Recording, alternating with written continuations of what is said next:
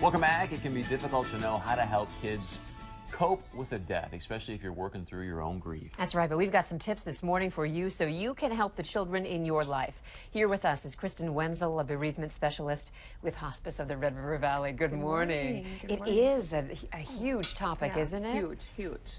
How do you deal? What comes up first? What do people ask first? Well, it's interesting because when you're dealing with a kid and a grief kind of issue, I think there's so many questions. How do kids react? What do we tell them? How much do we tell them?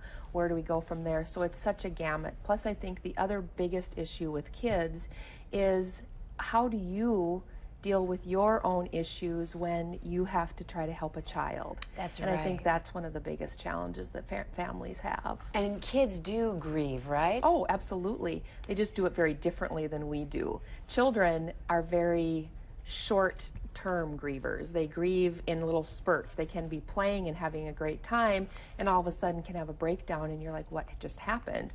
They maybe say, I miss grandma, I miss grandpa, I miss daddy.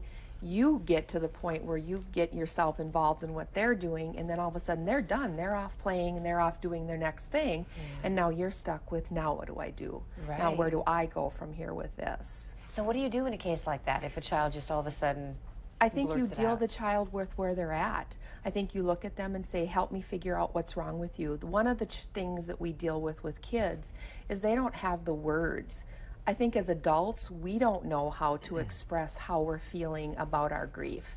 And so when you ask a child to tell you what they're feeling, they just know they're sad, or they know they're angry, or they're mad, or they're upset. They just don't know what to do with it. So we kind of have to be detectives and try to figure it out, but not give them too much information so that we put things into their heads that they don't need to have there. Like what specifically? Well, I think if you tell kids, sometimes kids are pretty good too at using us as adults. When they know we're weak and when they know that we're in a difficult time, they may use that and say, you know, oh, I did something wrong and now I'm in trouble, so I think I'm going to say I miss grandma.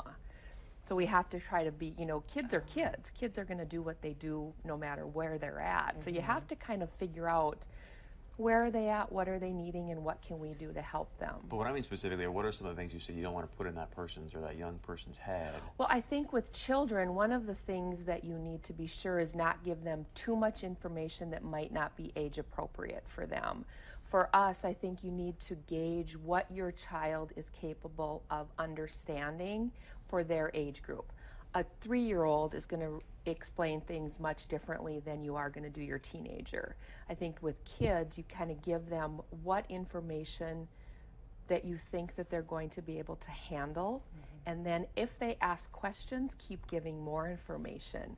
I kind of use that kind of example with my own children with anything that's a difficult conversation. Start out pretty basic, and then as you go further, as the more questions they ask, then you give them more information. So for instance, what would you say, like your sibling has died, and then where do you go from there? Do you So stop are you right talking, yeah, I think and hopefully if it's something where the death is a planned death, and what we mean by somebody who's ill, sick, not somebody that drops over by a heart attack or something. But if it's a planned death, hopefully you have given that child some information about the illness prior to the death. If not, we do have those unexpected deaths where we do have to say, and I think what you do is you sit the child down and you say, Grandma died. This is what happened. Grandma was sick, whatever it might be. And it depends on the situation too, because there are, of course, those horrible kinds of deaths where maybe it's a suicide, maybe it's a homicide, maybe there's some really difficult topics that go along with that. And I think you have to kind of gauge those a little bit more carefully. And there's, you know, one of the good things is, you know, we are always available at hospice to be able to answer. We get calls on a regular basis was, how do I do this? How do I talk to my children? So we can kind of walk you through it and give you some advice just over the phone. So We've got a viewer question too when we come back from the break, so stay close.